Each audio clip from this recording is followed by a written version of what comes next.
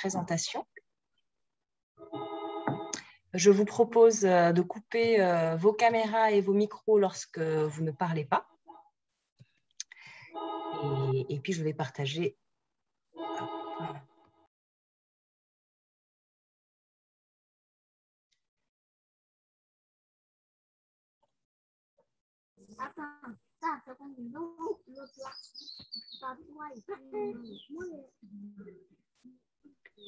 Voilà. Est-ce que vous voyez mon écran?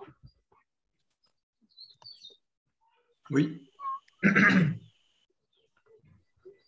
Très bien. Donc, très bien. Super. Donc, bonjour à toutes et à tous. Nous sommes heureux de vous retrouver pour ce 4e webinaire de l'année 2021 qui porte sur l'accès à des semences et plants de qualité. Un webinaire proposé par FERT à l'ensemble de ses partenaires et équipes dans les différents pays d'intervention. Donc, pour le moment, nous comptons, là, il y a 16-17 participants et il y a au total environ 25 personnes qui se sont inscrites. Des personnes donc, venant du Burkina Faso, de Côte d'Ivoire, du Malawi, de Madagascar, de Tunisie, du Maroc, d'Algérie, de Géorgie et de France.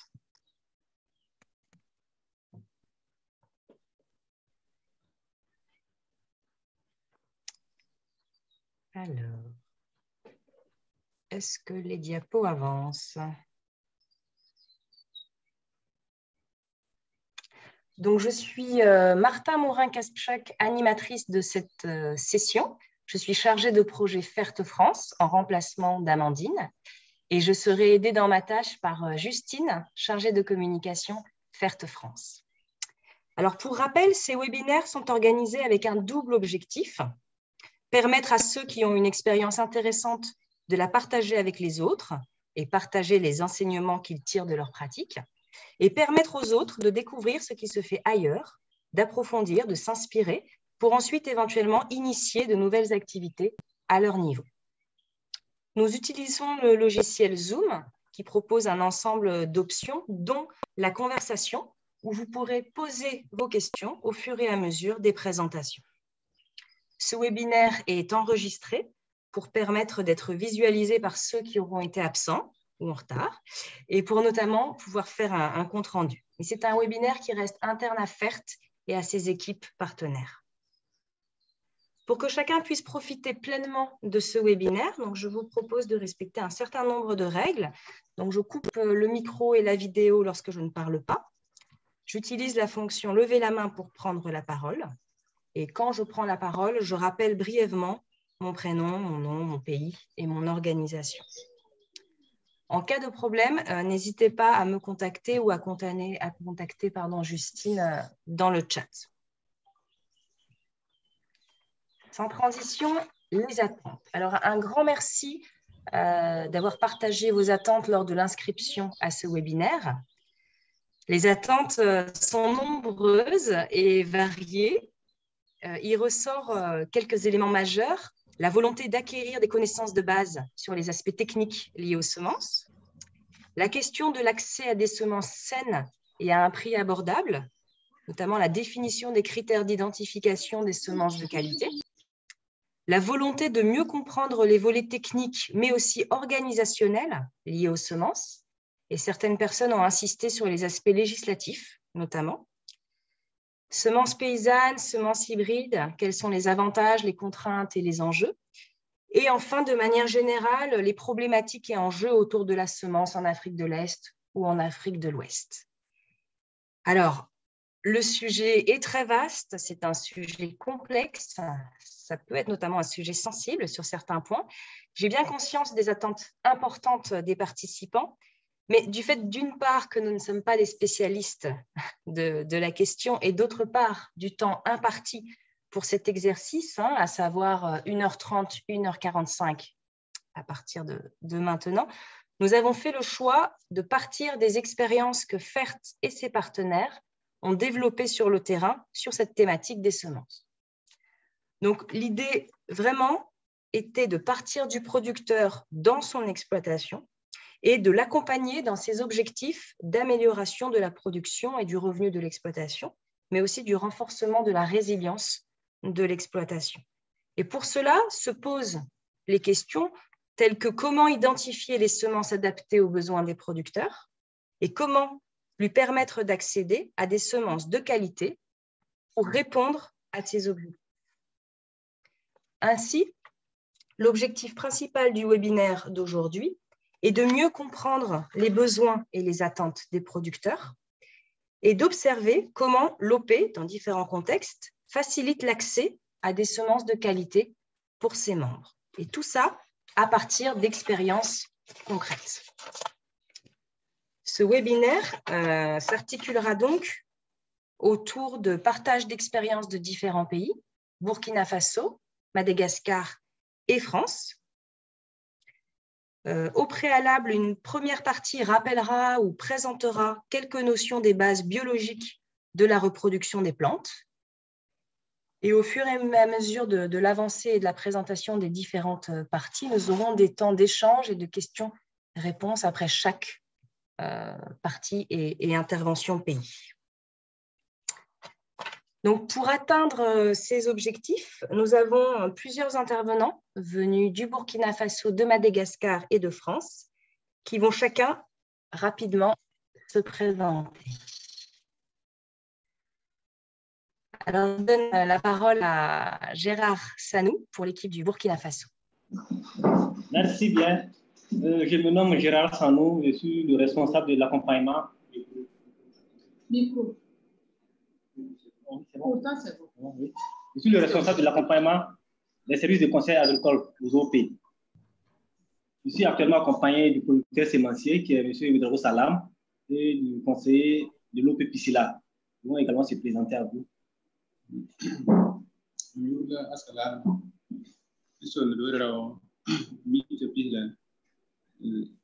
Union coopérative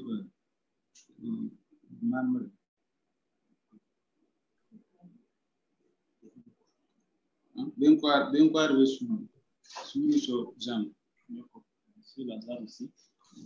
Moi, c'est Lazare Zabré. Je suis conseiller à la coopérative de Niébé de Piscila. Très bien. Moi, c'est Agathe. On est tous ensemble parce que j'ai pas mon ordi. Très bien, on est là, on est ensemble. Merci pour cette présentation. Je donne maintenant la parole à Ange et Guy Roland de Madagascar. Bonjour à tous. Je suis Rakutramana Guy Roland, producteur et multiplicateur de plantes et pommes de terre dans la région d'Itas. Et moi, juste à côté, je suis André Saman, le responsable du centre d'expérimentation et formation en fruits et légumes, le CFL, au niveau de Konfifata. Content d'être parmi vous aujourd'hui.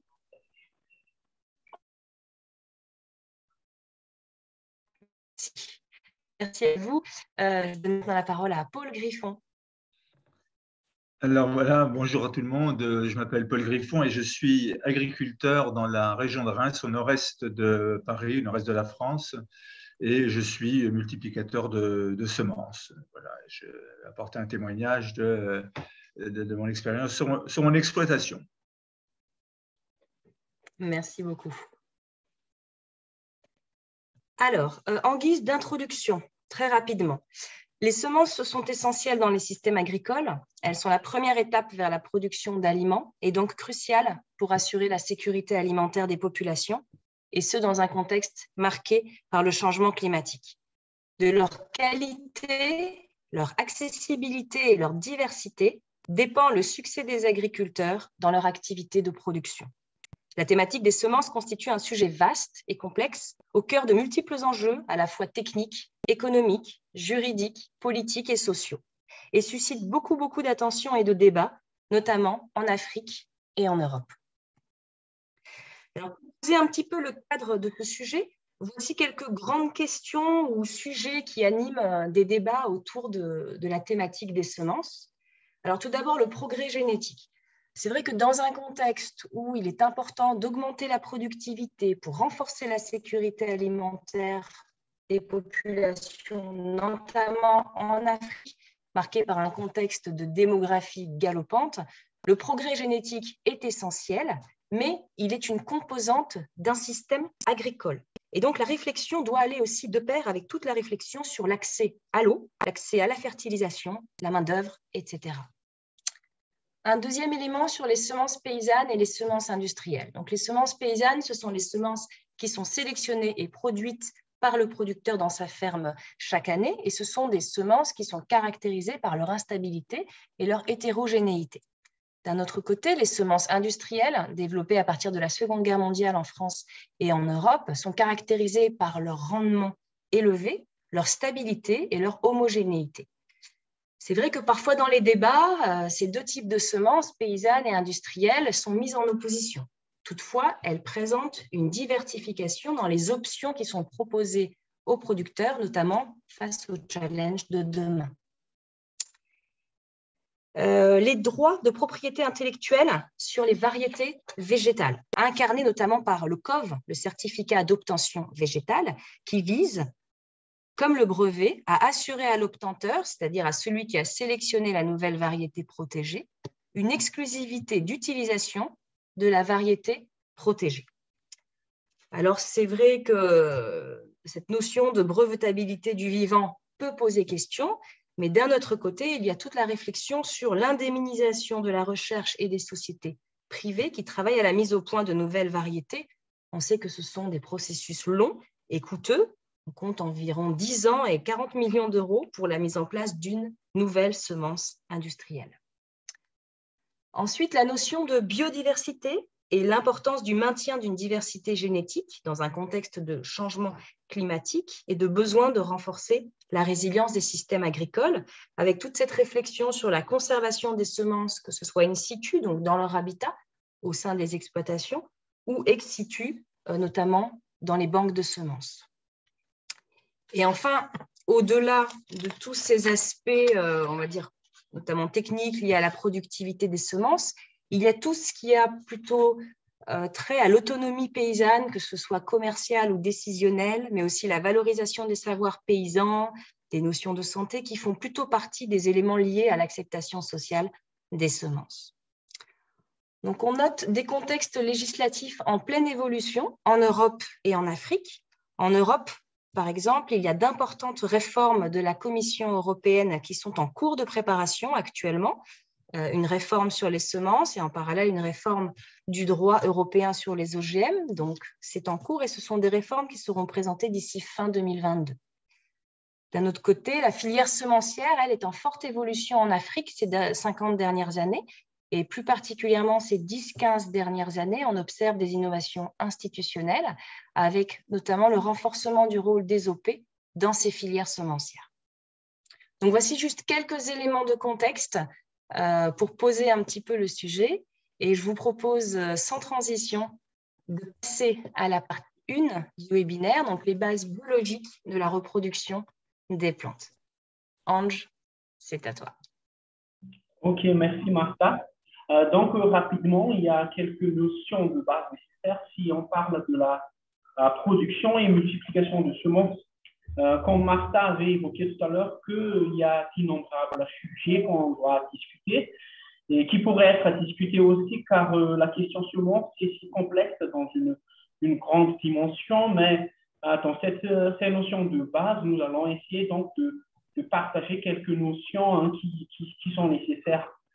Donc, premièrement, la production de semences nécessite des précautions particulières en se basant surtout donc sur les modes de reproduction des espèces de ceci afin d'assurer donc une bonne pureté variétale. Et un petit rappel donc de la morphologie d'une fleur. En général, il y a la partie mâle de la fleur, entre autres les étamines, et la partie femelle de la fleur, le pistil, qu'on voit bien donc sur ces photos. Et le transfert de pollen de l'étamine d'une fleur au stigmate du pistil ou à l'ovule s'appelle donc la pollinisation, et ce qui nous donne des zygotes, c'est-à-dire des cellules formées par la fusion de deux gamètes et qui donnera des fruits ou ou des grains qui servira donc à la reproduction de la plante. Pour la prochaine diapo, donc, selon la répartition des sexes dans les fleurs, on peut considérer plusieurs espèces de plantes. Il y a l'espèce à fleurs hermaphrodites, comme la tomate, où l'organe mâle et femelle se trouvent donc dans la même fleur. Et l'espèce monoïque, comme le courge et l'orange aussi, où l'organe mâle et femelle sont séparés, se trouvent dans les différentes fleurs. Il y a les fleurs mâles et les fleurs femelles. Et il y a l'espèce dioïque, comme l'asperge, dont l'organe mâle et femelle se trouvent sur deux pieds différents. C'est-à-dire qu'il y a deux pieds mâles et il y a deux pieds femelles. Et enfin, donc, il y a des espèces polygames dont un seul pied regroupe les types de fleurs en termes d'organes de reproduction. C'est le cas de melon. Concernant donc les modes de production chez les végétaux, nous pouvons observer deux grands types de reproduction par voie sexuée. Et il y a aussi voie asexuée ou végétative. Pour le cas de la voie sexuée, il y a les plantes qu'on appelle autogames, c'est-à-dire la fécondation se fait par les pollens de la même plante, même pied, et nous avons comme résultat des homozygotes. C'est le cas du blé, riz, sorgho et aussi tomate. Et il y a aussi ce qu'on appelle allogame, c'est-à-dire la fécondation se fait par les pollens d'une ou plusieurs autres plantes ou autres pieds. Et nous avons donc par la suite des hétérozygotes. C'est le cas du maïs, palmier, à huile et ananas. Et c'est une notion très importante en termes de production de semences, non seulement pour assurer une bonne pureté variétale, mais aussi donc dans le processus de création variétale. Donc, en simplifiant un peu, nous pouvons dire que si on met deux variétés de tomates côte à côte, et si la période de floraison se coïncide, il est fortement probable donc que ces deux tomates se croisent et donnent des hétérozygotes ou des variétés hybrides. Et par contre, pour le cas de riz, de légumineuses comme l'haricot, soja, le risque de croisement est très minime et nous avons des individus homozygotes. Donc, concernant le mode de reproduction par la voie asexuée ou voie végétative, c'est le cas de fraisier, pomme de terre, manioc, taro, igname et les autres tubercules. La multiplication se fait soit par stolon, éclat de souche, par tubercule ou par autre organe, et ça donne des individus très identiques à la plante mère. Mais la dégénérescence est souvent due donc à l'accumulation des maladies, surtout virus ou bactéries, d'où on a besoin de renouvellement des plants ou des cultures ou autres par des techniques de régénérescence comme la culture in vitro. Et donc, pour terminer un peu les notions de base, qu'est-ce qu'on entend par variété? Diapo suivant. C'est simplement donc l'ensemble des plantes cultivées dont les critères physiques, morphologiques sont identiques entre les individus. On parle d'homogénéité et sont conservés après multiplication sexuée ou végétative. Et on parle là aussi de stabilité. Et comme vous voyez, il y a différents types de variétés. Il y a les variétés lignées pures. Ce sont des individus généralement identiques et homozygotes, qu'on vient de parler tout à l'heure. Et il y a des variétés de population, ensemble des individus au caractère bien défini, mais cependant, il y a une certaine variabilité dans le lot. C'est le cas de carottes.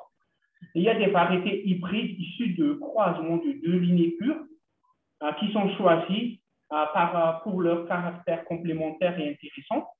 Et là, on peut parler aussi des variétés clones. Ce sont les ensembles d'individus descendants d'un individu unique par multiplication végétative, comme le cas de pommes de terre, de fraises, ce qu'on avait parlé tout à l'heure. Et là aussi, il y a les variétés OGM, organismes génétiquement modifiés, dont le patrimoine génétique a été modifié par intervention humaine. Et selon la figure ci-contre, on peut distinguer 5 catégories de semences.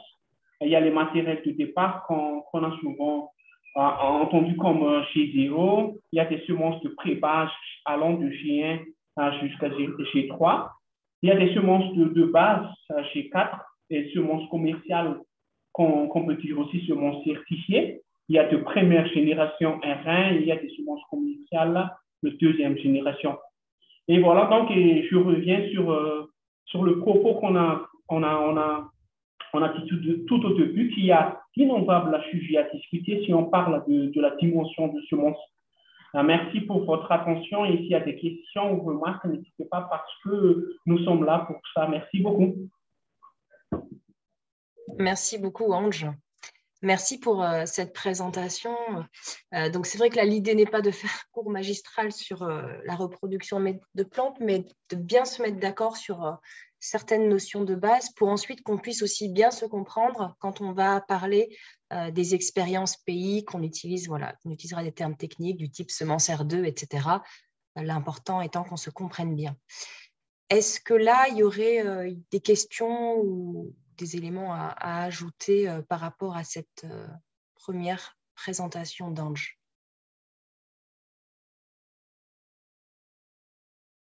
Je ne sais pas s'il y a des mains qui se lèvent. Justine, est-ce que tu as vu des échanges? Non, je n'ai rien vu. Ok, bon, je vous propose qu'on continue. Si jamais il y a des questions sur cette partie-là, on pourra y revenir tout à l'heure. Alors, du coup, passons à la deuxième partie qui est vraiment le cœur de ce webinaire, les présentations des expériences pays. Et pour commencer, Gérard et Salam, Burkina, pouvez-vous nous parler des besoins et attentes des producteurs au Burkina Faso vis-à-vis des semences? Qu'est-ce qu'on entend par une semence de qualité? Et quelles sont les actions menées au sein de l'OPNIEB de Piscila pour favoriser un accès à des semences de qualité? Ok, merci bien. Il faut dire que d'abord qu'au niveau du Burkina Faso, la commercialisation des semences est soumise à l'obtention d'un agrément délivré par le ministère du Commerce, avec bien sûr l'avis technique du ministère de l'Agriculture. Donc, au niveau du Burkina, on a également une union nationale des producteurs sémenciers, voilà, qui produit environ 10 000 tonnes, voilà, produites par les membres annuellement. Et pour la présente campagne, il faut noter que le ministère a mis à disposition des producteurs 4 100 tonnes de semences céréalières, 52 995 tonnes de semences de niébé, avec l'appui financier de la FAO. Et le gouvernement se fonds propre à subventionner 5 000 tonnes de semences améliorées pour la présente campagne 2021.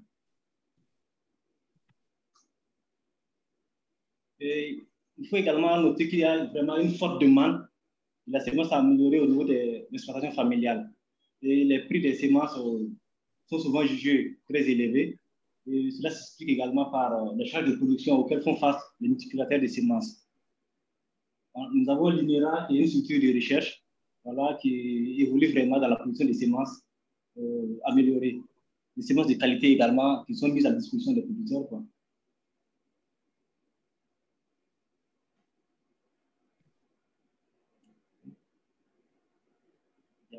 Voilà. Donc, nous allons à présent partager l'expérience de la coopérative de Piscila avec le producteur qui est actuellement dans nos locaux. Donc, il faut dire quand même qu'au niveau de la coopérative de Piscila, ils ont 22 producteurs sémenciers qui sont membres, dont une femme. Donc, selon les cahiers de charges, chaque producteur doit disposer d'au moins 3 hectares pour la production de semences. Et la production moyenne ici tourne autour d'une tonne par producteur sémencier. Et prioritairement, la production est destinée aux membres de la coopérative. Et ici, c'est un membre de la coopérative, donc il peut avoir la semence à 800 francs le kilo. Voilà. Si tu n'es pas membre de la coopérative, on peut te vendre la semence à 900 francs le kilo. Et la variété qui est vraiment prisée, c'est comme Calais. Vraiment, comme je l'ai soulevé tantôt, donc l'obligation est faite aux producteurs sémenciers de livrer une bonne partie de la production aux membres de la coopérative. Donc, le producteur est là, il pourra se prononcer davantage sur certains aspects.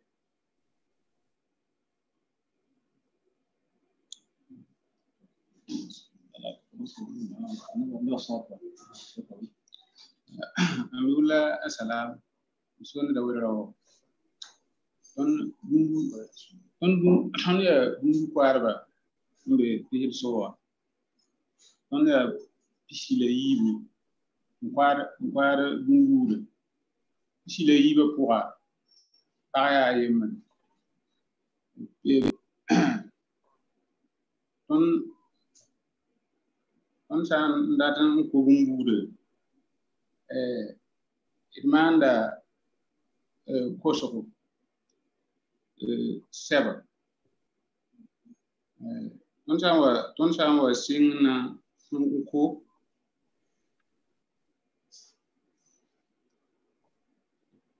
Sound it for a boom quarter. A full nantara. Sep soon will be for a boom.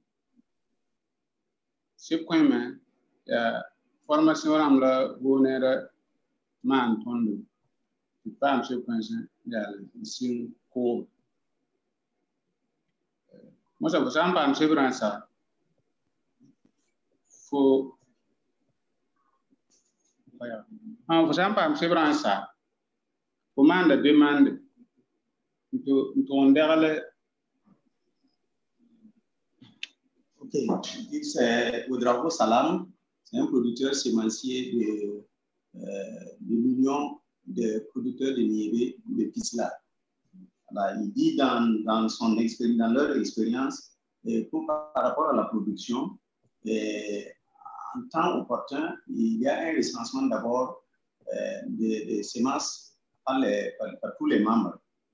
Et suite à cela, maintenant, dans la production même, ils ont l'appui du service de l'agriculture. Donc, c'est eux qui les appuient pour qu'ils puissent au moins légalement avoir des papiers juridiques pour produire. Ça, demande pour le ministère de consommation vers le pain en Boumbourg. Donc, il dit qu'après la demande, si la demande est acceptée, et on va leur donner un papier qui atteste qu'ils ont l'autorisation pour aller produire. Donc, c'est en ce moment maintenant quel est le pacte maintenant pour la production. Moi, ça n'a pas cours. Dans le Bumbu Parba, Gonera Gana Noti, Somon Qua, Etara, a Tam, Samba Qua, Etara Tam, Pam Gesoy. Ye pourrait, Tonson, yon de Poba, Bumbu de Tonsampam, Sora Mohansa, Bumbu de Ton Bumbu Parba, Zindina Taba, Lob Ligri, Tionda, Bumbu de Imera. Bon, il a dit que la condition même pour être semencier, il faut disposer au moins 3 hectares par personne. Tant que tu n'as pas ces 3 hectares-là, tu ne peux pas avoir l'autorisation d'être semencier. Donc, suite à cela, si cela est vérifié, on te donne l'autorisation. Maintenant, tous ceux qui sont membres, qui sont semenciers, se réunissent. Ils trouvent de l'argent parce que ce n'est pas une subvention, ce n'est pas un prêt. Chacun, à son niveau, se débrouille pour avoir de l'argent. Maintenant, ils vont déléguer quelqu'un pour aller à l'INERA, pour aller chercher la semence de base. Voilà. Bam Santora wa Mosan. On les voit dans le table, si vous pouvez mettre un bon bout de Mosan. Tout un signe bout de bout. À bout de bout à 4. Il est un pas, mais juste à bout de bout, ou à nord table. Il y en a un, il est semence, il est son. Nous tournons. Tara à 15. Moi, un pas, juste à bout de ça. Il est libre dans un petit moment. 15 magasins en Mosan. Il dit qu'à la réception des semences, ils se réunissent et chacun prend la quantité souhaitée. Et maintenant, toujours avec l'appui du service de l'agriculture, puisqu'il y a un suivi. Et il faudrait que chaque semencier puisse répondre aux normes voulues pour être sémencier là. C'est-à-dire qu'ils doivent obligatoirement suivre tous les critères qui étaient déjà dit, surtout en matière de superficie, et ils vont suivre ça jusqu'à la récolte. Donc, après la récolte, là maintenant, ils vont récolter et venir maintenant stocker au niveau de leur magasin. Moi, c'est un peu ya hala gisra wakat la singra ton tara abingre zing musa etara taba poa wanda ti bungu de yesoma rendement fo modok ti etara pa npk kilo atabu biri la ton le branco pico brahampile nu le ko ni birga le branco rahan pistan le tien rahan pistan le mouton pa ma zam so qui est né pompe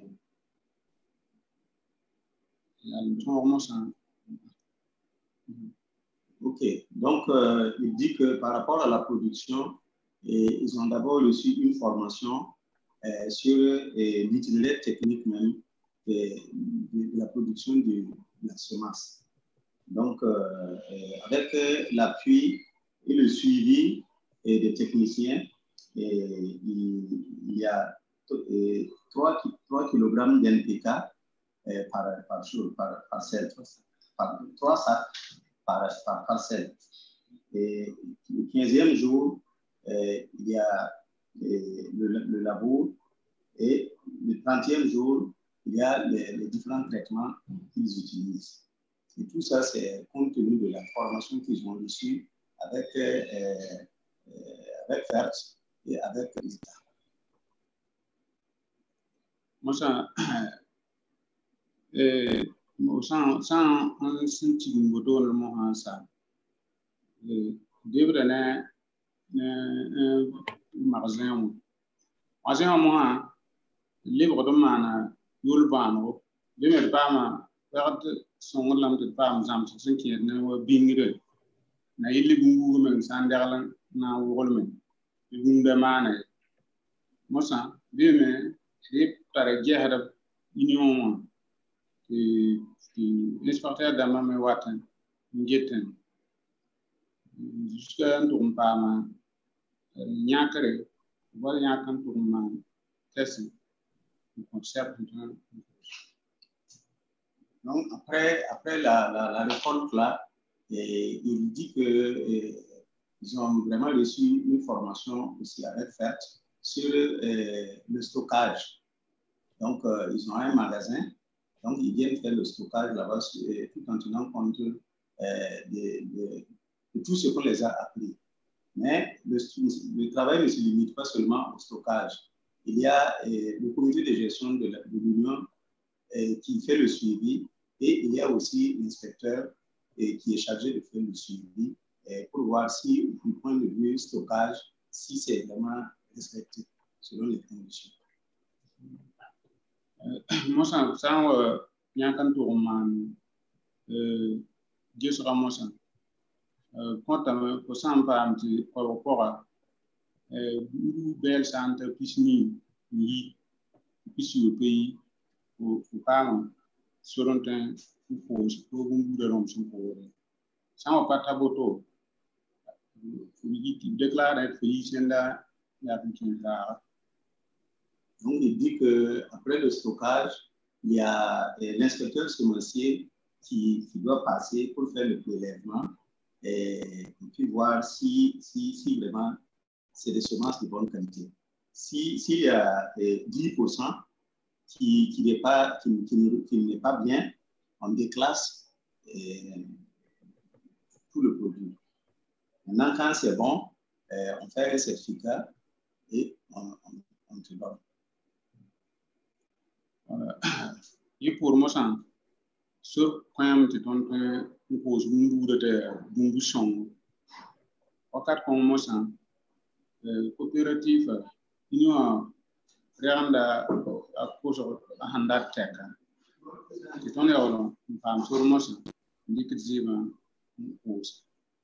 Donc, après la certification, maintenant qu'ils voient que c'est des semences de bonne qualité, maintenant, ils sont autorisés maintenant à pouvoir vendre. Mais compte tenu que c'est l'Union qui les a soutenus pour la semence-là, l'Union fait d'abord ses besoins pour les membres. Et après ça, maintenant, ce qui reste là maintenant, c'est vendu à la population, aux autres associations ou bien à l'État.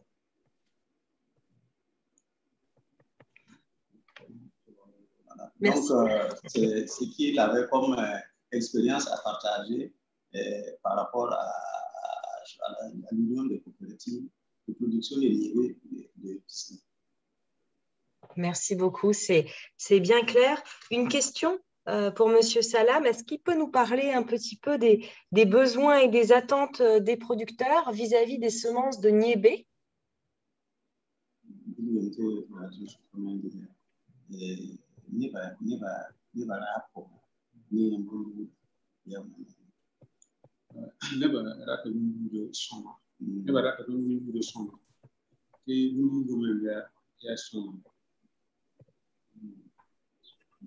Il dit que actuellement, au niveau de PISLA, comme les gens en ont trop besoin de semences de qualité. Donc, eux, dans leur façon de faire, ça vraiment fait que les gens ont toujours besoin de leurs semences. Et du coup, pourquoi la Comcaillé? Qu'est-ce qu'elle présente comme caractéristiques intéressantes pour les producteurs?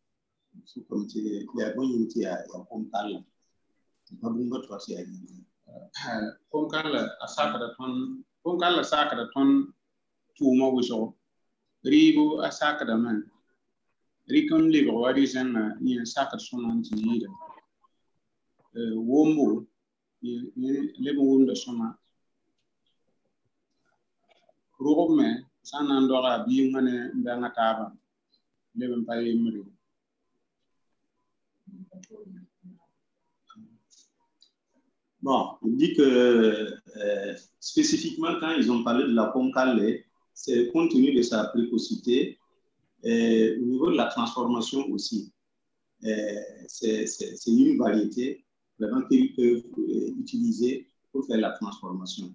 Il y a aussi sa maturité et même en termes de repas pour manger, vraiment, en termes de goût, c'est bon. Et ensuite, il y a aussi, au niveau commercialisation, les commerçants ont toujours besoin de cette variété-là. Ok.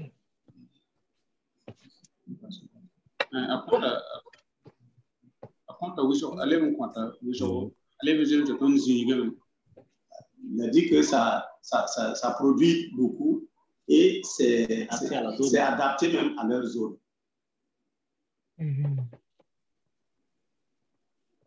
Très bien. OK.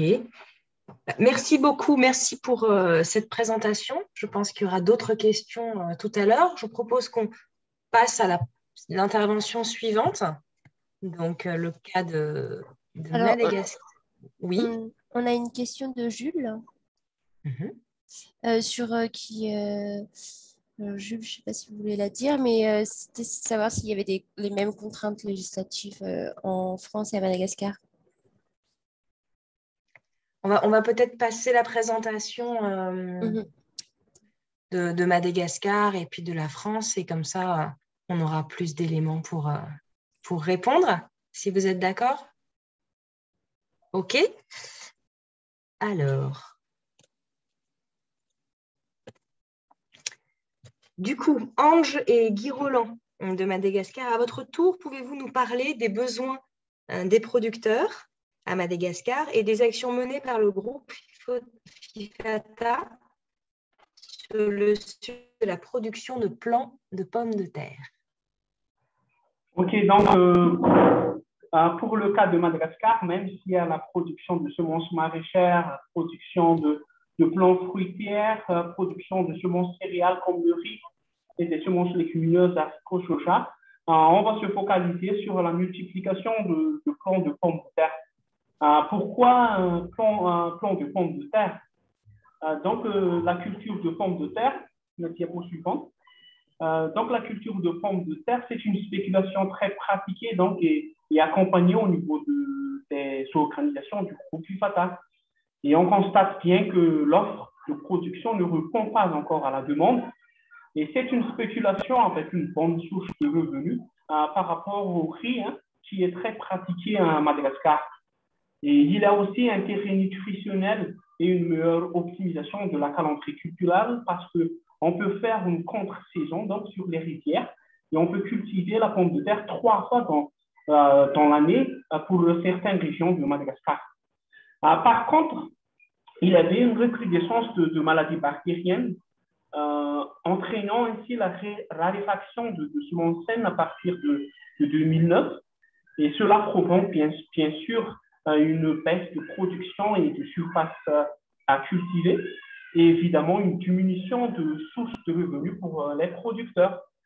Et donc, il y a la demande des organisations paysannes membres du groupe FIFATA que le groupe FIFATA, comme CFL, comme noyau, avec FERT, avait fortement investi sur la multiplication de plants de pommes de terre pour pallier au problème. Pour illustrer, donc, voici un graphe qui montre donc la production de pommes de terre de consommation au niveau du VFTV à Vaknakar, dans une région de Madagascar, dans les hautes terres. Et comme vous voyez, il y avait une faible production durant l'année 2009 jusqu'à 2003, mais la production s'est nettement améliorée donc après le début des actions engagées au niveau de groupe FIFATA avec FERT. Quelles sont ces actions qu'on a engagées? Donc, tout simplement, premièrement, nous avons identifié donc, et sélectionné une centaine de paysans multiplicateurs dans 8 régions de Madagascar afin de produire des plans de qualité pour leurs membres. Et ils ont été sélectionnés selon des critères techniques et socio-traditionnels très stricts. Et puis, il y a des formations et accompagnements de très près par les conseillers filières pommes de terre de CFL. Puis, deuxième grande activité, c'est la multiplication au niveau de centres CFL, donc de génération G0 jusqu'à G3. Et après cela, il y a les fermes semencières et les paysans multiplicateurs qui prennent le relais et ils multiplient donc à partir de G3 pour fournir leurs membres en G4 et G5. Durant tous ces processus, il y a des mesures qui ont été mises en place pour assurer la qualité, surtout, entre autres la traçabilité pour faciliter l'identification de l'historique de l'eau au cas où c'est nécessaire de remonter. Et nous avons mis en place donc de numéros de l'eau basant sur le numéro de paysan multiplicateur, variété, génération, calibre, numéro de parcelle et date. Puis, il y a aussi, dans le diapo suivant, un suivi et évaluation des techniciens de très près, donc avec les paysans membres et les paysans multiplicateurs de semences. Et après le suivi aussi, on avait mis en place un test simple pour garantir au maximum donc, la qualité de semences. Vous allez voir sur ce prochain diapo qu'il y a des tests d'incubation, de mettre donc les tubercules dans des conditions favorables pour le développement des bactéries. Et donc, s'il y a des bactéries à l'intérieur, ça se manifeste facilement sous forme d'exudat. Donc, après une semaine dans une condition de 28 à 30 degrés, ça se manifeste, donc on déclasse tous les lots, on transforme le lot en consommation. Et à part ça aussi, il y a des bilans annuels sur la prochaine diapo. Il y a des bilans annuels qu'on organise, donc soit au centre ou soit chez les paysans multiplicateurs pour regarder donc, les réalisations et proposer donc, des recommandations, solutions et activités annuelles. Donc, durant l'année 2019, il y avait un atelier stratégique donc, pour fortifier tout ça. Donc, le stratégie se base sur 4 grands axes sanitaires, parité, organisationnel et prix. Sanitaire, c'est d'assurer au maximum donc, la sanité, la qualité des semences produits. Et dans l'axe sanitaire, c'est de faire les prophylaxies maximum et même de mettre en place des laboratoires d'analyse microbiologique donc, pour contrôler tout le lot afin d'éviter donc la propagation des maladies. Sur les variétés, recherche variétale, l'introduction des variétés qui sont adaptées aux producteurs, mais aussi répondant le marché. Et les questions organisationnelles, c'est le schéma de production, de faire le forfait zéro, CFL, le ferme semencière et de consommation. Et sur l'axe à prix, c'est d'identifier donc les critères de prix, comment calculer les marges brutes et tout ça, comment identifier donc le prix à chaque chaîne de production. Et donc, je passe la parole donc au président Guy Roland, qui est l'un des multiplicateurs. Mais avant ça, on va résumer sur le schéma que vous voyez ici. Donc, chez 2, c'est produit au niveau de CFL. Et chez 3, chez 4, c'est produit au niveau des fermes semencières. Et après les fermes semencières, il y a le paysan multiplicateur qui produit de chez 4 à chez 5. Et là, il y a les consommations, les productions de consommation et qui va jusqu'à l'amélioration de commercialisation parce que les variétés que les producteurs multiplient, ce sont des variétés répondant bien donc, aux besoins de marché, les usines de transformation aussi. Donc, le schéma 6 contrastait la production de plants de pommes de terre au niveau du groupe même, dans 8 régions de Madagascar, 7 régions surtout, qu'avant 2015, on est au-dessus de 10 tonnes par an, mais en 2020, on était arrivé à 80 tonnes par an, donc le plan de pommes de terre produites. Le graphe suivant, c'est le nombre de paysans multiplicateurs au niveau du groupe. Donc, au début, en 2015, on était à une vingtaine de paysans multiplicateurs, mais en 2021, on est arrivé à une centaine de paysans multiplicateurs.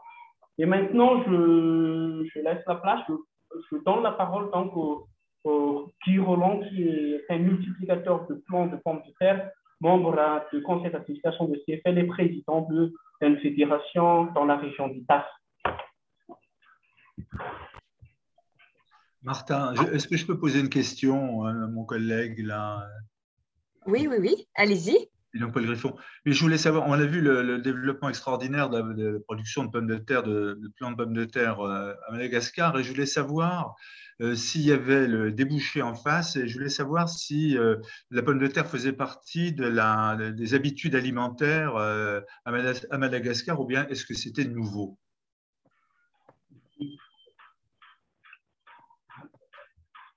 Ah oui, donc à Madagascar, la pomme de terre, ce n'est pas nouveau, c'est déjà introduit en temps de la reine Ranaval. C'était déjà en 1800, en 10e siècle, que la pomme de terre était déjà introduite donc, par les Français et les Américains. Donc, ce n'est pas nouveau, hein, c'est déjà des cultures très pratiquées. Donc, même si à Madagascar, on pratique surtout tout d'abord le riz, et après le riz, c'est le manioc et un peu le maïs, et après ça, c'est la pomme de terre. Et le président Roland, il va en témoigner un peu donc, sur ça dans son témoignage.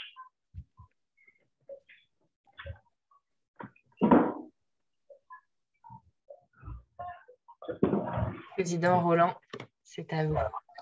Oui, la culture des pommes de terre est parmi les cultures qui contribuent à la sécurité alimentaire et l'amélioration des revenus des ménages dans notre région. À partir de 2012, nous avons eu des difficultés à produire des patates dues à la recrudescence la recrudescence des maladies bactériennes et qui a induit à la raréfaction des semences saines.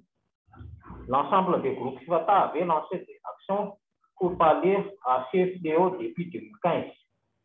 Et j'étais parmi les premiers multiplicateurs de semences de pommes de terre au niveau du groupe, car en tant que président de Cipotamifi, j'améliorerai entre en première ligne d'un service qui répond directement aux problèmes des producteurs.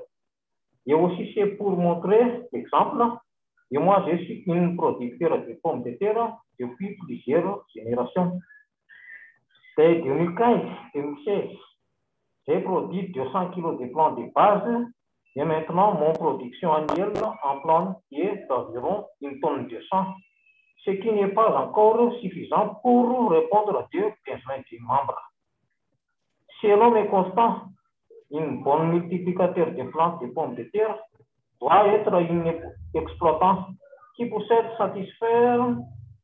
satisfaisamment le terrain pour assurer la rotation avec une bonne gestion de l'eau et maîtriser bien les techniques. Et surtout être volontaire et être en bonne relation, confiance avec les membres qui sont les clients principaux. Voici un témoignage de vécu en tant que paysan multiplicateur de plants. Merci, madame et monsieur. Et donc, pour conclure un peu, donc, il y a encore des défis, comme Roland qui avait évoqué tout à l'heure, qu'on a les qualités de plus en plus satisfaisantes parce qu'il n'y a pas tellement de cas de rastonnage sur le terrain. On n'a pas encore éradiqué, mais on arrive à produire des plants de qualité. Par contre, il y a l'augmentation du nombre de producteurs, d'où la quantité de semences insuffisante par rapport à la demande. C'est pour cela qu'on a délocalisé un peu la production au niveau de CFL, au niveau des fermes semencières. Et puis aussi, il y a le non-fourniture de S0, G0 par FIFA-Mono. C'est une centre étatique qui est le seul à avoir une culture in vitro et qui produit de G0, qui est seul à Madagascar. Et c'est vraiment un goulot d'étranglement très important. Et donc, perspective cette année, l'année prochaine, c'est d'installer une culture in vitro au centre CFL et même jusqu'à la production de culture pour éradiquer ce goulot d'étranglement très important. Là aussi, il y a l'homogénéité et la stabilité de la variété qu'on produit. En ce moment, ce n'est pas très homogène et ce n'est pas très stable, ce qui pose un peu de problème donc, aux transformateurs. Les transformateurs qui ont des machines déjà très calibrées et très spécifiques pour un certain calibre de pommes de terre, toutes les introductions de variétés, du fils variétés venant de FN3PT et on espère aussi introduire des variétés venant du site. Et là aussi, on a un petit souci donc, sur la disponibilité de semences au moment voulu, parce que là, on n'a pas de stockage à froid qui nous permet donc de stocker longtemps la pomme de terre, parce que dès que le 6 mois de stockage est écoulé, la pomme de terre germe, même le 3,5 mois ou le 4 mois de stockage de pomme de terre germe. Et donc, si on peut donc rendre disponible les semences au moment voulu par le producteur, le système de stockage à froid est un peu pertinent. Et sur la question législation, on n'entre pas encore sur la certification des plants. Pourquoi? Parce qu'il n'y a pas de marché qu'on va viser en externe, mais ce sont surtout des marchés en interne. Et la certification se fait par les producteurs eux-mêmes aux alentours du pays, sont multiplicateurs. C'est un peu un système de participation garantie. Mais ce qu'on va faire, c'est d'enclencher le processus d'obtention du PAS ou permis d'activité semencière pour les paysans multiplicateurs, pour que ces paysans multiplicateurs seront reconnus par l'État que ce sont des paysans qui peuvent produire et exercer leurs activités, les activités semencières. Ainsi se termine donc notre intervention. Merci beaucoup pour votre attention. Merci beaucoup, Président Guy Roland, et merci beaucoup, Ange, pour cette présentation très complète, bien illustrée, qui nous permet de bien comprendre le déroulé. Bon, je pense qu'il y aura des questions tout à l'heure, parce que vous avez soulevé pas mal deux choses. Mais avant de passer aux questions, je vous propose qu'on passe à la partie France. Et donc, j'aimerais donner la parole à M. Paul Griffon. Pourriez-vous nous présenter votre situation en tant qu'agriculteur? Comment opérez-vous comme multiplicateur de semences? Et puis, comment s'organisent les choses de façon collective au niveau de la coopérative? Oui, alors écoutez, je vais faire un état des lieux rapide de la filière semences en France, hein, pour rappeler quelques chiffres rapidement. Dire que la France, c'est le premier producteur de semences certifiées. On va parler de semences certifiées, on va parler surtout de semences de céréales et un petit peu de protéagineux. Donc, la France est le premier producteur de semences certifiées en Europe et la France, c'est le premier exportateur, la filière, la première exploitatrice de semences certifiées au monde. Alors là, c'est toutes semences confondues. La filière génère un chiffre d'affaires de 3 milliards d'euros, ce qui n'est pas rien, 3 milliards, 3,5 milliards d'euros par an en France. Et cette filière réinvestit environ 12 à 15% dans la recherche. C'est dire toute l'importance de la recherche dans cette filière céréale. Pour les céréales à paille, j'ai noté ça, ce sont 915 variétés qui sont inscrites au niveau français, hein, ce qui est énorme, hein, dont 100 nouvelles variétés inscrites tous les ans en céréales et protéagineux, hein, ce qui est important. Au niveau régional, là, on va redescendre sur ma région, hein, donc le département de la Marne, où est située mon exploitation. Le département de la Marne, c'est la région de Reims, hein, pour vous situer. On est dans le Grand Est, on est au nord-est de la France. La Marne, c'est 16 000 hectares de semences de multiplication. Là, on parle de multiplicateurs de semences, ce sont des gens qui multiplient pour différentes structures, hein, avec 700 multiplicateurs environ. Ce qui fait que la Marne est là aussi en pointe. Je crois qu'on est le premier producteur de semences certifiées au niveau français. Pour redescendre dans la hiérarchie, si vous voulez, donc moi je suis producteur de semences, je livre mes semences certifiées, mes semences à ma coopérative. Hein, toute ma production va vers ma coopérative qui s'appelle Ceresia et on a une structure qui s'appelle Eurosem. Et cette structure Eurosem qui travaille donc la semence certifiée, hein, livrée par les producteurs. Cette semence dans ma coopérative est triée, traitée en sachet pour la revente. Au niveau de ma coopérative, c'est 5300 hectares de céréales qui sont multipliés pour un total environ, et là je vais vous parler en quintaux, de 200 000 quintaux de semences produites et commercialisées tous les ans. Donc je parle bien de ma coopérative. Avec un petit peu de bio, hein, on fait un petit peu de bio, on fait environ 500 quintaux de céréales bio. C'est un marché qui se développe et qui se développe tout doucement. Principale variété produite sur notre coopérative dans la région, c'est la variété Chevignon en blé, hein, et en orge de printemps, c'est la variété Planète. Ensuite, je vais redescendre sur mon exploitation, hein, parce que je suis moi-même agriculteur et producteur, enfin plus exactement multiplicateur de semences. Alors, on a chez nous une exploitation relativement importante, hein, pour la région. On exploite chez nous 600 hectares.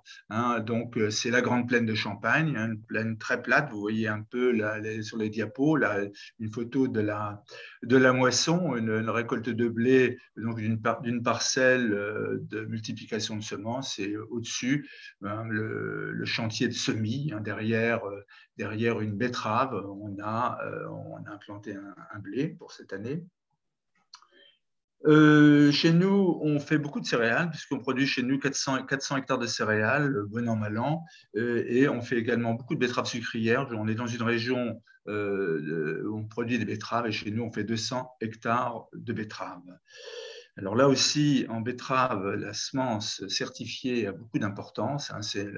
La betterave est une plante, je dirais, très technique et la recherche a énormément d'importance pour cette filière semences de betterave. Alors, sur l'exploitation, on fait aussi de l'élevage. Pour situer rapidement mon exploitation. Alors, la Marne n'est pas un département à vocation d'élevage. C'est les grandes cultures, c'est les grandes plaines céréalières, la Marne.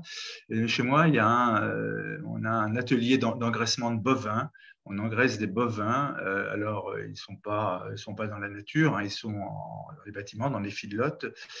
On engraisse nos bovins avec les sous-produits de l'exploitation. Alors, sous-produits, la betterave sucrière qui est la pulpe, et sous-produits, les céréales qui peuvent être des déchets de céréales, la paille, etc. Et on engraisse chez nous 1200 bovins par an. Voilà, alors, les variétés, sur mon exploitation, la variété de blé la plus produite, c'est le chevignon. Et ensuite, alors ça c'est la base, il y a 70% de ma surface blé semée en chevignon. Pourquoi chevignon? Parce que c'est une variété qui correspond bien à mon climat, à mon sol, une variété qui est résistante aux maladies, une variété qui a des critères de qualité intéressants en matière de protéines, en matière de poids spécifiques. C'est ce qui fait en matière de rendement, évidemment, c'est ce qui fait que l'on produit beaucoup de chevignons, mais on produit aussi des variétés nouvelles. Par exemple, cette année, alors je l'ai noté, on a essayé une variété qui s'appelle Campesino. Tous les ans, on fait une parcelle, on va dire de 20-30 hectares, pour essayer de nouvelles variétés. Donc, ma production, alors je suis multiplicateur de semences, c'est-à-dire que ma coopérative me livre des G1. Notre collègue nous a expliqué tout à l'heure ce que c'était que les G1. Donc, variétés nouvelles chez Planteur, que je multiplie et que je livre ensuite à ma coopérative qui conditionne ma récolte. Voilà, rapidement dit, comment fonctionne mon exploitation. Dire aussi que pour moi, la semence certifiée, la semence de qualité, c'est un gage de réussite, c'est ma première assurance. Dire que la recherche, à mon sens, est primordiale. On est très sensible à ça. C'est pourquoi on finance la recherche à travers les quintaux de semences que l'on sème sur nos exploitations et que l'on produit. Pour vous donner un ordre d'idée, je suis installé depuis un moment maintenant. Dans les années 70, on semait des blés de la même façon. On avait des blés phares, comme le chevignon aujourd'hui. C'était à l'époque des blés qu'on appelait talent, qu'on appelait, je ne me souviens plus de l'autre, qu'on semait beaucoup. Si on semait aujourd'hui ces mêmes variétés dans nos sols, les mêmes sols qu'il y a 40 ans, ces mêmes variétés feraient moitié moins de rendement. Aujourd'hui, la moyenne de mes rendements sur mon exploitation pour l'année 2021, par exemple, est de 90 quintaux de l'hectare, 9 tonnes hectare.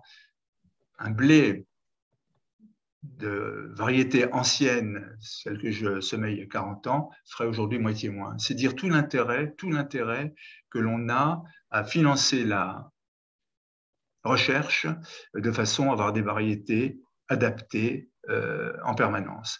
Mais c'est aussi vrai pour la betterave. Je vous parlais de betterave tout à l'heure. Il y a 40 ans, on se met des betteraves comme aujourd'hui. On a toujours fait des betteraves chez nous. Il y a 40 ans, avec les variétés de l'époque, on faisait 6-7 tonnes de sucre hectare. On parlait en sucre hectare. Aujourd'hui, avec les variétés nouvelles, je fais 12, 13, 14, 15 tonnes de sucre à l'hectare, tout en utilisant moins d'intrants qu'à l'époque. Je mets beaucoup moins d'engrais, je mets beaucoup moins de phyto, parce que nous avons des variétés, grâce à la recherche, qui se sont adaptées. Voilà ce que je voulais dire rapidement, et je suis à votre disposition pour répondre à vos questions. Un grand merci pour cette présentation. Du coup, voilà, nous avons eu les présentations côté Burkina, côté Madagascar, côté France. Je vous propose qu'on passe aux échanges et aux questions-réponses. Alors, tout à l'heure, Jules, je crois que vous aviez posé une question à la fois technique et une question sur, il me semble, la législation. Jules du Burkina, Monsieur Jules Oudraogo, pourriez-vous reprendre vos questions, s'il vous plaît?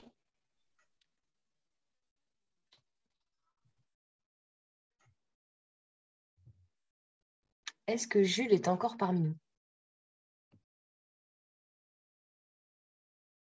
Jules, on ne vous entend pas.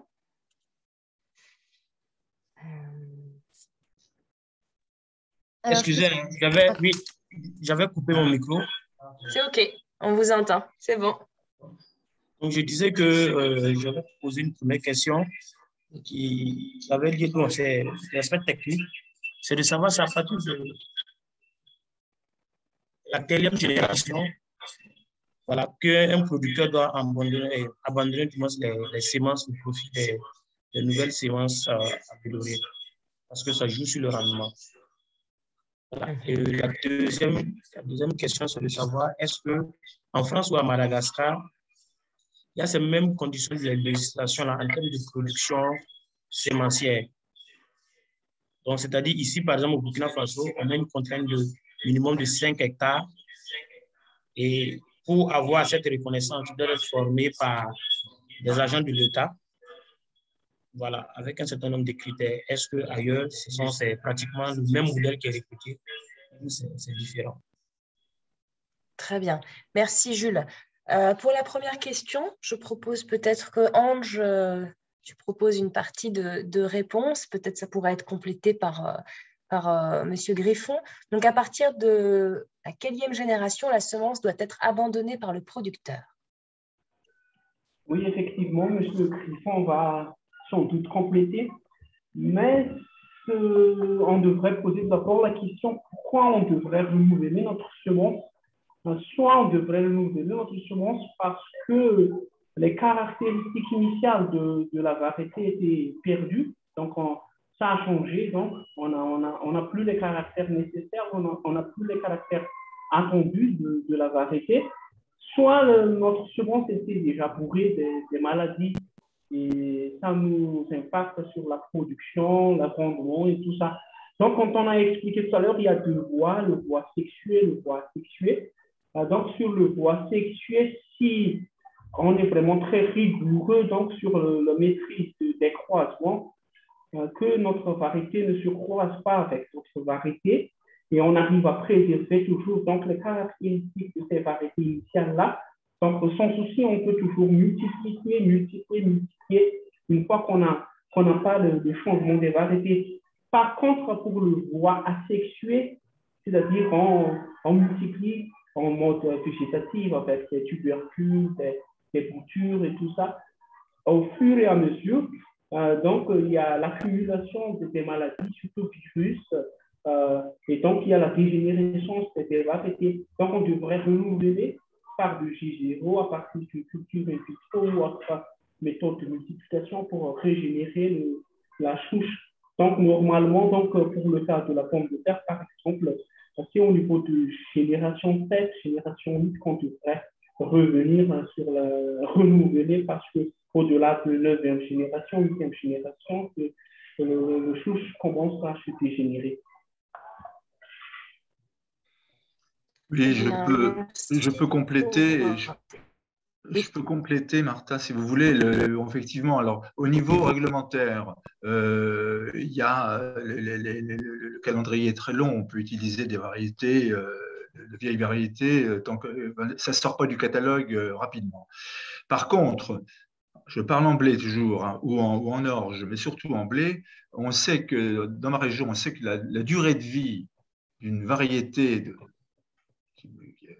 la durée d'intérêt, on va dire, d'une variété pour un agriculteur c'est pas beaucoup au-delà de 5 ans. Hein. C'est pas beaucoup au-delà de 5 ans. Pourquoi? Parce que on attend des nouvelles variétés toujours plus de résistance, résistance aux maladies, résistance à la sécheresse, et je dirais qu'elle s'élimine naturellement. Les agriculteurs vont toujours aller rechercher la variété qui convient mieux.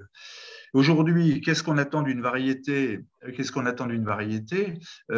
C'est plus du tout la même chose qu'il y a, on va dire, 40 ans. Il y a 40 ans ou même 20 ans, ce qu'on demandait d'une variété, c'était la production, produire toujours plus. Aujourd'hui, on s'aperçoit que bon, la production, les rendements augmentent un petit peu tous les ans, très peu, 1-2%. Par contre, on ne demande pas la même chose à nos nouvelles variétés. Encore une fois, on demande de la résistance aux maladies, des taux de protéines élevés, des poids spécifiques élevés, des résistances à la sécheresse, aux à-coups hydriques. C'est tout ça qu'on demande aux nouvelles variétés. C'est ce qui fait que rapidement, elles sortent du catalogue, enfin, elles ne sortent pas du catalogue, mais elles sortent de la chaîne parce qu'elles ne présentent plus d'intérêt. Donc, durée de vie d'une céréale, une variété de céréales, de blé chez nous, je vous dis, hein, ce n'est pas beaucoup plus de 5 ans. Okay. Voilà la réponse que je pouvais faire. Très bien, merci beaucoup. Concernant la deuxième question de Jules, est-ce qu'en France ou à Madagascar, les contraintes législatives existent pour les producteurs semenciers, hein, superficie, être formé par une structure étatique comme producteur semencier, etc. Est-ce qu'on pourrait répondre tout d'abord pour Madagascar? Oui, effectivement, ça existe toujours. Donc, le problème, contrainte entre la réalité au niveau des producteurs et la législation. On est confronté aussi sur le problème de superficie qui stipule que on pourrait certifier donc les semences si on a des surfaces supérieures à 25 A. Et c'est un peu difficile dans certaines régions de Madagascar d'avoir une surface d'une culture de 25 A. Parce que non seulement le terrain s'éparpille, mais c'est un peu dangereux de cultiver dans un même lot de 25 A qui a un grand risque. Donc là, ça bloque la question de certification. Et le socle, la Chambre de l'État répond que pour être efficient donc, dans la certification, parce que ça coûte cher aussi, hein, il faut avoir une surface au-dessus de 25 degrés, donc 25 A. Pour être efficient et pour en profiter au maximum de dépenses et des déplacements des agents de l'État.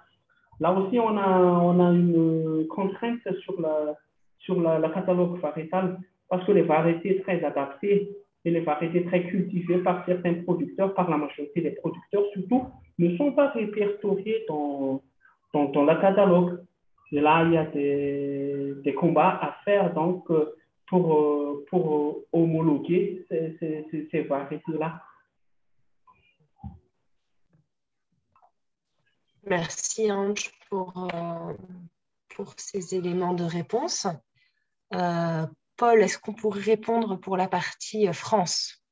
Oui, alors effectivement, la production de semences certifiées, la multiplication de semences est très réglementée en France. Hein. Il y a des organismes comme le SOC, alors ça veut dire, je ne sais plus ce que ça veut dire, c'est un organisme national. Il y a le GNIS qu'on appelle maintenant CMAE, c'est pareil, qui a la haute main sur tout ce qui est production de semences. La SICASOF également. SICASOF, c'est l'organisme qui collecte les redevances pour la recherche justement, et tout ça est bien encadré.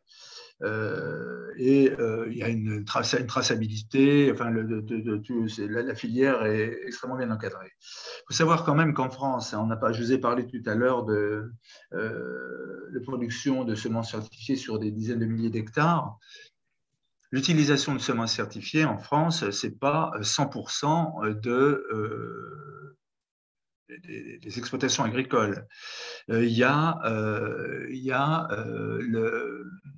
environ 50% peut-être un peu plus même maintenant, d'agriculteurs céréaliers français qui utilisent ce qu'on appelle les semences de ferme, c'est-à-dire qu'ils tapent dans leur tas, hein, ils tapent dans leur tas à la moisson, ils traitent eux-mêmes, ils trient eux-mêmes et ils ressèment leurs variétés. Alors, ils régénèrent de temps en temps avec des variétés nouvelles qu'ils achètent dans le commerce, en coopérative ou ailleurs, mais il y a quand même autour de 50% de cette production de céréales en France qui n'est pas issue de la semence certifiée et qui part dans la filière normale. Ce sont des blés normaux, hein.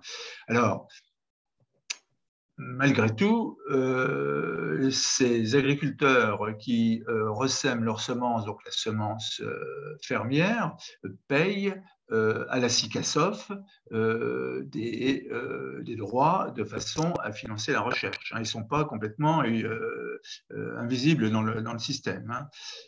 Voilà. Alors tout ça pour dire qu'effectivement,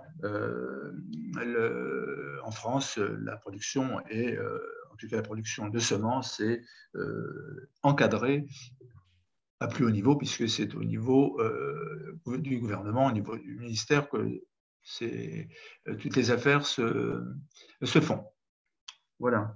Merci pour ces éléments complémentaires. Moi, j'aurais une petite question complémentaire, puisqu'on parle de certification. C'est vrai que ce sont des processus longs, coûteux. On sait que dans certaines situations, comme à Madagascar, c'est compliqué de déplacer les gens, les inspecteurs, pour venir surveiller, et c'est coûteux. À Madagascar, il y a des initiatives un peu différentes, développées, je crois, dans le grand sud malgache, hein, telles que la semence de qualité déclarée, qui est un peu une alternative à la voie officielle. Est-ce que Guy Roland et Anne, vous pourriez parler un petit peu? Ok, c'est un peu le même cas qu'on a discuté tout à l'heure sur la semence pomme de terre. Donc, l'avantage d'être certifié, c'est que si on est certifié par le SOC, par l'État, donc on pourrait répondre aux appels d'offres ou au marché, un grand marché. Mais si on reste encore au niveau des membres, on fournit les semences pour les membres, tout ça, donc ce n'est pas nécessaire, donc, à notre avis, de certifier parce que ça va coûter cher. Et c'est pour cela qu'on a le certification de HPG, le système participatif de garantie, le terme que Martin avait évoqué tout à l'heure, que c'est les membres qui vont utiliser les semences, qui vont vérifier sur le champ lors de la culture, inspectent et tout ça. Et eux-mêmes, en voyant la qualité, ils sont prêts à acheter les semences. Et ce n'est pas seulement sur la pomme de terre, mais sur le maraîcher aussi, hein. Si on discute avec les producteurs, eux, ils affirment qu'on achète ces semences-là parce qu'on a vu que c'est un bon semence, ça se comporte bien chez nous et tout ça. On a vu de notre yeux sur le parcelle du paysan multiplicateur. Donc, cette certification entre pairs contribue déjà un peu sur cette démarche-là. Mais si on va répondre au grand marché ou au grand appel d'offres, on est forcé d'être certifié. D'accord.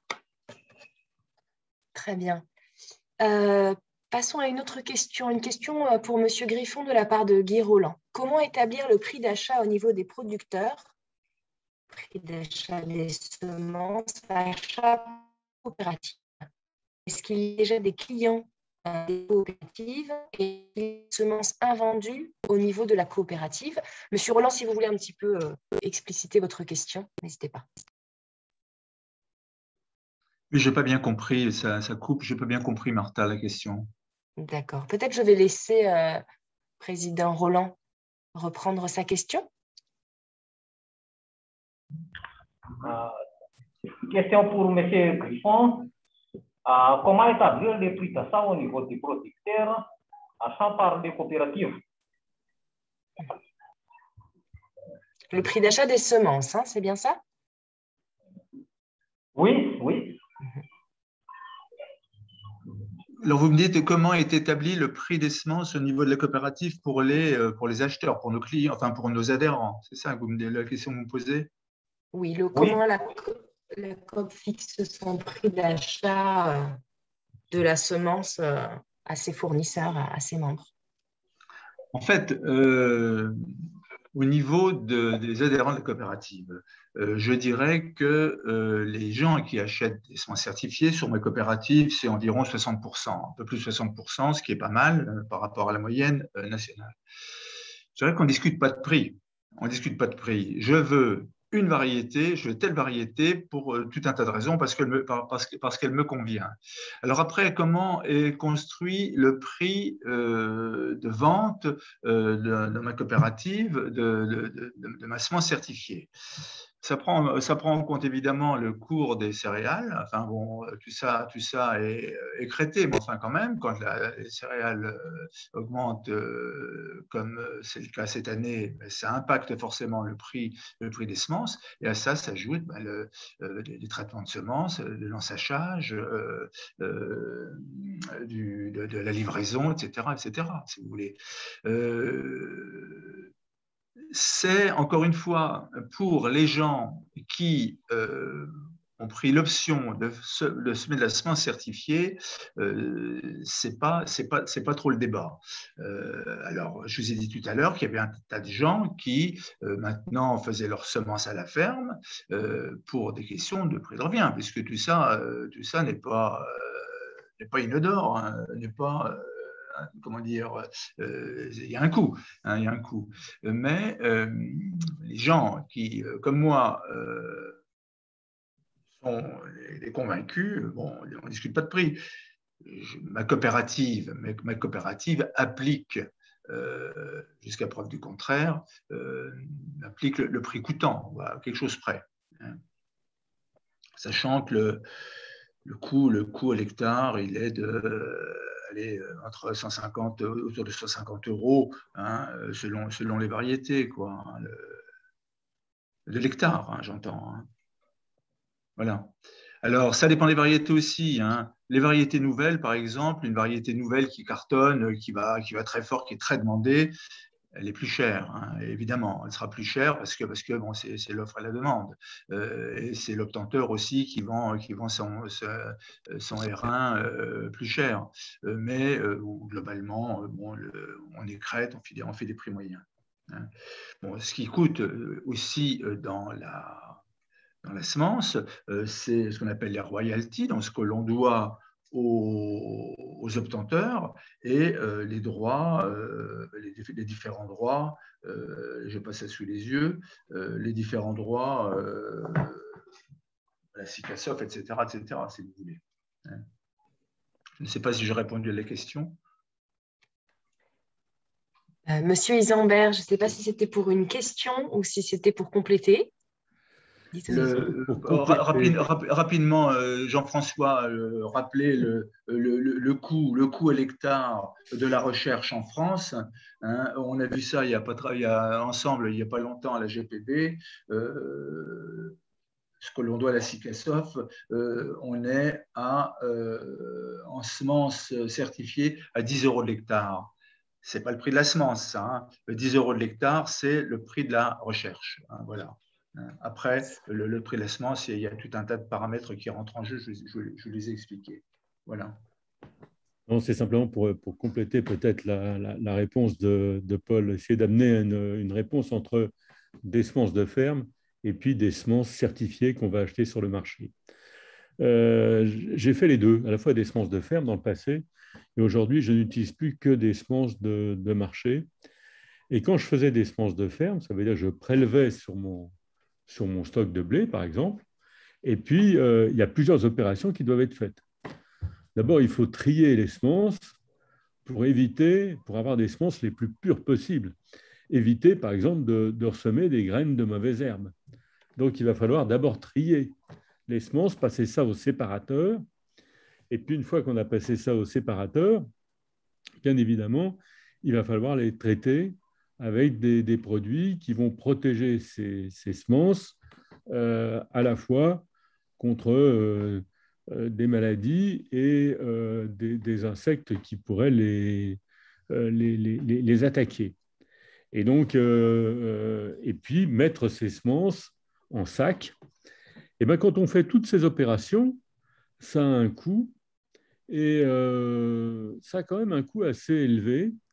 Et par rapport à des semences qu'on va acheter, des semences certifiées, l'écart entre les deux, quand j'ai fait le calcul sur ma ferme, il était de l'ordre de 10%. Et ben, j'ai estimé que pour un écart de prix de 10%, j'avais plutôt intérêt à aller acheter des semences certifiées plutôt que d'essayer de les faire moi-même. Et j'avais plutôt intérêt aussi à mobiliser mon personnel, ma main-d'œuvre, sur d'autres tâches, parce que quand on fait des semences, c'était une période de l'année où on a en même temps beaucoup de travaux dans les champs. Et donc, le fait d'acheter mes semences m'évitait aussi de perdre du temps. Voilà. Donc, pour toutes ces raisons-là, je suis passé aux semences certifiées. Et puis, Jean-François, la semence certifiée, c'est aussi des garanties. C'est des garanties de germination. Ma coopérative me garantit 99% de germination. Tout ça, c'est des assurances. Bon, voilà, ça ne se comptabilise pas, mais enfin, tout ça est important. Et il y a beaucoup de gens, enfin, il y a beaucoup de gens comme toi qui ont fait la même démarche, hein, qui sont revenus à la semence certifiée pour toutes les raisons que tu viens d'expliquer. La semence, c'est quand même la clé d'entrée du rendement, et la semence certifiée, c'est une assurance. Effectivement, c'est l'assurance d'avoir un revenu. C'est quelque chose d'important. Notre revenu dépend largement de nos semences. C'est-à-dire que si on a de très mauvaises semences, ben on fera de très mauvais rendements. Et si on a de très bonnes semences, on peut espérer faire de bons rendements. Ça veut dire qu'après, il y a toujours le climat qui intervient, etc. Mais de bonnes semences, réussir un bon semis avec de bonnes semences, il y a déjà plus de 50% du travail qui est fait et qui peut assurer un revenu. Donc, c'est un élément effectivement très, très important. Et les semences, c'est essentiel. La recherche sur les semences, tout le travail qui est fait, bah, effectivement, tient compte à la fois des sols qu'on a, tient compte du climat, tient compte des maladies que peuvent attraper les plantes, tient compte aussi du fait que ces plantes, il va falloir les nourrir. Eh bien, certaines sont moins gourmandes que d'autres, et les progrès en génétique montrent que certaines plantes réagissent mieux, absorbent mieux, sont plus et sont moins sensibles aux maladies. Tout ça est extrêmement important, et donc si on veut améliorer son revenu agricole, ça passe obligatoirement par des semences de qualité. Et puis après, il y a l'autre aspect aussi, c'est qu'avec des semences de bonne qualité, bah, effectivement, bien souvent, on a de meilleurs résultats, elles se conservent mieux, et puis pendant quelques années, effectivement, on peut aussi les réutiliser dans certains cas. Voilà. Très bien, merci pour ces éléments de réponse à la question et ces compléments. Est-ce qu'il y a d'autres questions que celles qui ont été recensées dans le chat? Ou si quelqu'un souhaite prendre la parole pour partager une expérience ou autre, n'hésitez pas, c'est le moment.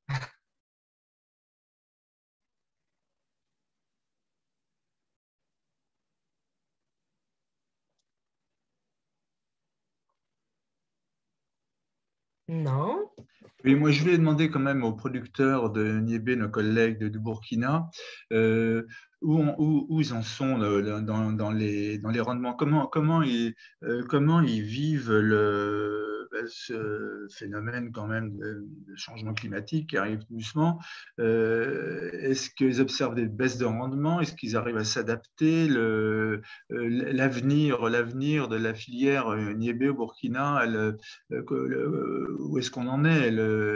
Est-ce qu'au niveau de la production, ça va mieux, enfin voilà, ma question tourne autour de ça. Comment ils sentent l'avenir de cette filière, qui est quand même une filière importante chez eux? Au niveau de la production, j'entends.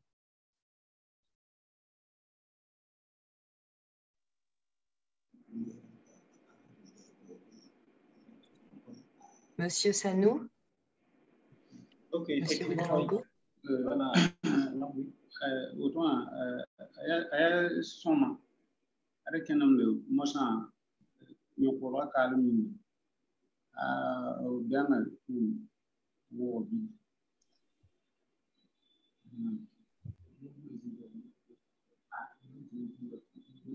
bungu de zingo fa sinkerne ko la ka bungu ko ba taw pin tenne ko sa fa e ko be ji sen tan pa ji ko ko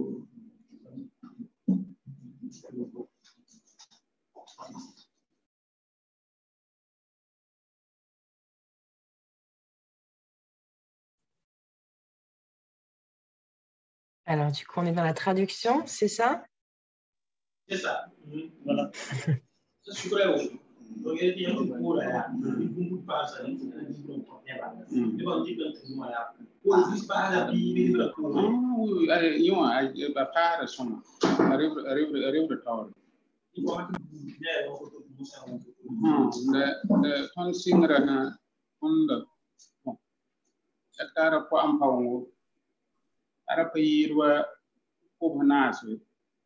la moha don ta nangi le tar pa don tan ta han will pile za pile tabu pile nas winki ne ba ha dan le ba don. Bon, il dit que actuellement là, il constate que la production a augmenté. Donc par rapport au temps passé là, parce qu'il voyait que bon, avec comme les gens travaillaient et ils produisaient avec le niébé, qui ne sont pas des choses de semences améliorées là, et la production n'était pas bien. Mais actuellement, avec les semences améliorées, les semences de base qu'ils utilisent pour qu'après les gens viennent prendre et puis aller faire en termes de production, en tout cas du point de vue quantité et de qualité, ils ont vu qu'il y a une nette amélioration. C'est surtout s'ils veulent voir en termes de choses, nombre de sacs qu'ils gagnaient à l'hectare et en termes de nombre de sacs maintenant.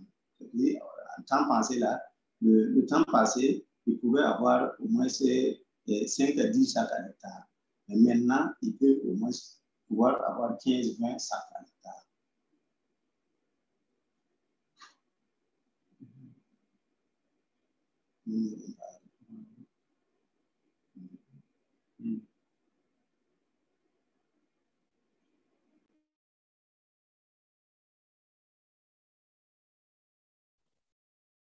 Ok, donc si je comprends bien, donc une nette amélioration du rendement et donc des variétés qui sont aussi adaptées aux phénomènes climatiques avec donc les poches de sécheresse ou des de plus violentes. Ce sont des variétés qui sont bien adaptées à cela.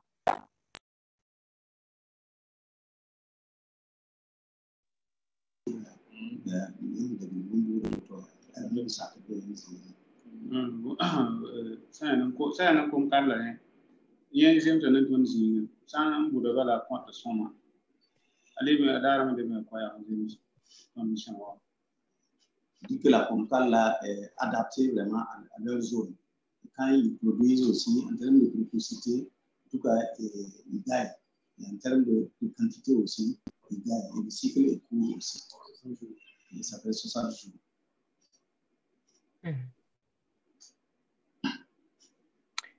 Monsieur Griffon, il y avait aussi une question, je crois que vous avez posée sur l'avenir de la filière niébé. Est-ce que vous avez les éléments de réponse ou vous souhaiteriez qu'on reformule un peu? Non, mais c'est bon, j'ai la réponse à ma question. Ok. Très bien. Super. Très bien. Est-ce qu'il y a d'autres questions? Est-ce qu'il y a d'autres mains levées pour intervenir? Bon, je ne vois rien.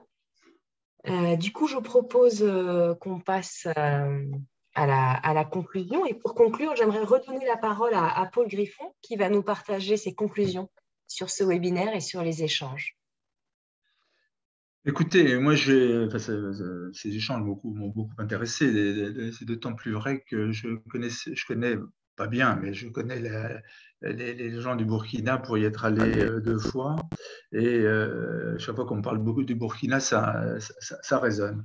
Non, moi, je vais reprendre un thème qui est cher en conclusion à mon ami Isambert, le président Isambert.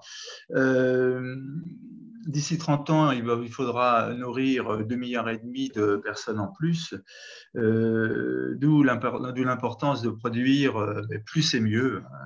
C'est notre leitmotiv à la GPB, produire plus et mieux. Et ça passe indéniablement par la semence certifiée. Pourquoi? Parce que cette filière devra garantir une alimentation en quantité et en qualité. On en a parlé beaucoup. C'est une filière qui devra répondre aux besoins et aux attentes des attentes sociétales, si vous voulez, en termes d'enjeux climatiques, en termes d'enjeux de production. C'est cette filière semence certifiée, une filière de pointe, il faut aussi le rappeler, qui est source d'emploi sur nos territoires, en France, mais aussi en Afrique, et c'est important. Et pour faire court, je dirais que la filière semence, c'est le premier maillon de la chaîne alimentaire. Pour toutes les raisons qu'on a évoquées, c'est une filière d'avenir. Pour moi, c'est indéniable. Et je dirais que c'est de notre devoir de paysans de la faire perdurer, de la faire vivre de façon à ce qu'on produise de bonnes variétés dans les années à venir. Voilà ce que je voulais dire rapidement en conclusion, Martha. Très bien. Merci beaucoup. Je voulais aussi remercier donc tous les participants qui étaient là pour ce webinaire. Merci beaucoup aux intervenants pour les préparations, pour les interventions. Merci pour la traduction aussi du côté du Burkina. Alors voilà, ce webinaire reste introductif. Comme on l'a dit, c'est un sujet très vaste. C'est un premier webinaire sur ce sujet et j'espère qu'il génère beaucoup de questions. Pour ceux qui souhaitent approfondir le sujet, donc, il y aura une newsletter dans la foulée de ce webinaire qui portera sur cette thématique des semences. Et certains documents seront recensés, certains documents ont déjà été recensés pour ce webinaire. Donc, voilà, quelques documents de Madagascar. Mais dans le cadre de la newsletter, voilà, il y aura un recensement un peu plus exhaustif de documents intéressants à lire si on veut aller un peu plus loin sur cette thématique. Je vous partage aussi les coordonnées de M. Sanou et d'Ange de Madagascar si vous avez d'autres questions sur les expériences qu'ils ont présentées. Et voilà, donc l'heure vient à la clôture de ce webinaire. Le prochain webinaire aura lieu au mois de décembre.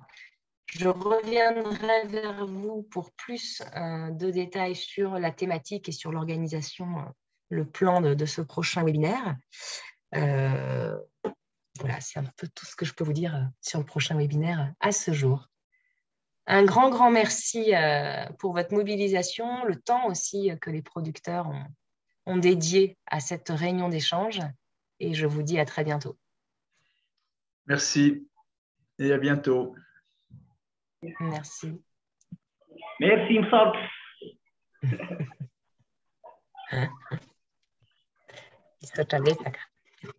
Merci à tout le monde. Bonne fin de journée. Merci à tous. Merci à tous. Merci à tous. Ouais.